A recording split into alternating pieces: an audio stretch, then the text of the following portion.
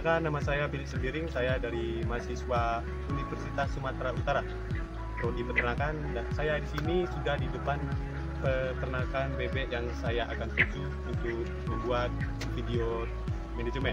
Oke, guys, ayo kita tengok. Oke, dengan Pak Anwar, terima kasih sudah menyempatkan waktu untuk saya. Mungkin saya akan menyampaikan beberapa pertanyaan. Untuk pertanyaan pertama, Pak, bagaimana rencana Bapak ke depan untuk peternakan Bapak ini? Rencana ke depan kita akan lebih bagus lagi dari kualitas titiknya, kualitas telurnya kita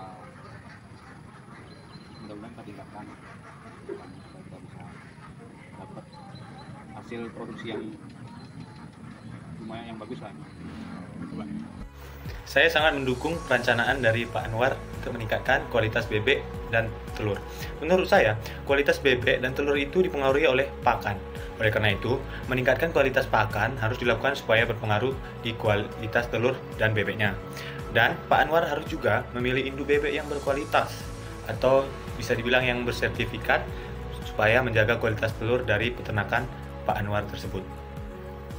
Menurut saya, perencanaan yang belum dilakukan Pak Anwar yang pertama itu perencanaan dalam hal perawatan. Perawatan sangat diperlukan dalam peternakan, karena dalam peternakan itu kita harus menjaga kebersihan. Oleh karena itu, perawatan dalam beternak itu sangat diperlukan. Yang kedua, itu obat-obatan. Obat-obatan itu sangat diperlukan dalam beternak. Oleh karena itu, Pak Anwar harus menyediakan obat-obatan yang mungkin akan dialami oleh ternak tersebut. Makanya kita harus menjaga dengan menyediakan obat-obatan yang diperlukan ternak tersebut. Yang ketiga itu bagaimana pemasaran produk. Pemasaran produk itu harus sangat dilakukan oleh Pak Anwar, karena pemasaran produk itu kita harus tahu pemasaran kita supaya apa yang kita hasilkan dalam beternak itu bisa dapat dipasarkan dengan lebih baik dengan berbagai-bagai cara. Oleh karena itu, pemasaran produk harus dilakukan oleh Pak Anwar.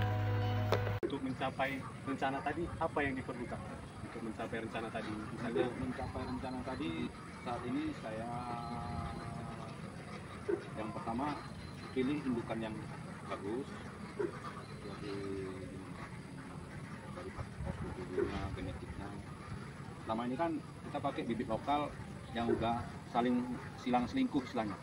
Ya, induk jantan dan betina itu berasal dari satu indukan. Jadi udah untuk sekarang ini saya indukan jantan dan indukan betina itu saya usahakan dari lain indukan. Ini seperti ini contohnya, betina dari Mojosari, jantannya Alebju dari Kalimantan. berarti persilangan ya, Pak? Silangan. Menurut saya, pengorganisasian yang dilakukan oleh Pak Anwar itu sudah cukup bagus. Karena dia untuk mencapai rencana yang dia lakukan tadi, dia melakukan silang induk, yaitu dengan cara menyilangkan induk Mojosari dengan induk Sumatera.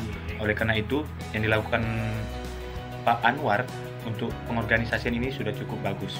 Ya, itu untuk melakukan perencanaan ini berapa staf atau pekerja Bapak untuk merawat atau beternak Ya, bebek ini, Pak? saat ini kapasitas ternak saya populasinya ada sekitar 4.000 ekor.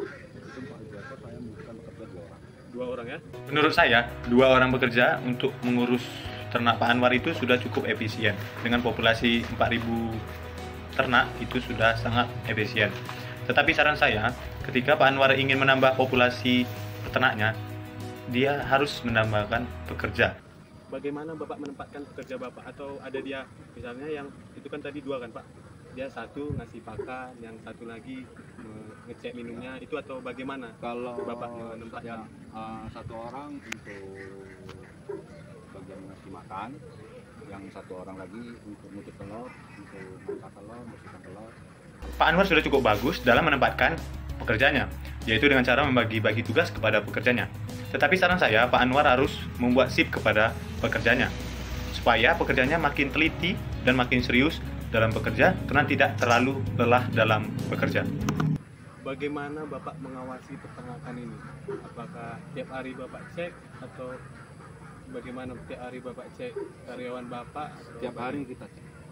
Jadi tiap hari Bapak cek bagaimana mereka menangani Ya, ternak tersebut ya Pak? setiap hari dalam pantauan. Menurut saya, Pak Anwar sudah cukup bagus dalam mengawasi peternakannya, yaitu dengan mengeceknya tiap hari. Tetapi saran saya, Pak Anwar harus juga membuat peraturan kepada pekerjanya supaya dia tidak perlu mengawasinya tiap hari. Bisa jadi Pak Anwar hanya mengawasinya seminggu sekali atau 3 hari sekali. Mungkin Bapak sudah menjelaskan banyak tentang perencanaan, tentang staf-staf Bapak. Itu apa masalah yang ada dalam berternak ini Pak? Apa pakannya yang tinggi atau apa gitu Pak? Untuk saat ini faktor utama itu tadi ya harga pakan terlalu tinggi. Harga pakan terlalu tinggi. Kalau kita produksi kita di bawah 60% itu merugi. Ya harus di atas 60%. Berarti permasalahannya cuma itu apa? Ada Penyakit. penyakit. Penyakit sekarang banyak. Kalau dulu kan jarang penyakit. Sekarang banyak penyakit. NDAI, mata biru, itu banyak penyakitnya. Itu pun butuh kontrol tiap hari. Berarti pemberian vaksin atau Kalau pemberian vaksin kita 3 bulan sekali. 3 bulan sekali itu diberi diminumnya ya Pak? Ini yang untuk yang setahun sekali itu yang suntik. Suntik setahun sekali. Kalau untuk penyakit kolera dan sejenisnya itu setiap hari kita kontrol dari pasisnya, kotorannya, kotorannya berubah, ya menunjukkan gejala sakit langsung kita obati. Berarti penyakit pun itu masalah yang ada di peternakan ini. Solusi saya untuk permasalahan yang dialami oleh Pak Anwar itu dengan cara membuat pakan alternatif atau membuat pakan yang efisien sehingga mengurangi pengeluaran untuk biaya pakan. Dan untuk permasalahan penyakit, Pak Anwar harus sangat memperhatikan ternaknya, yaitu dengan cara memberikan vitamin atau vaksin supaya ternak Pak Anwar terhindar dari penyakit dan meminimalisir kematian pada ternak. Oke, sekian video wawancara dari saya. Jika ada kesalahan dalam perkataan, mohon dimaafkan. Sekian, terima kasih.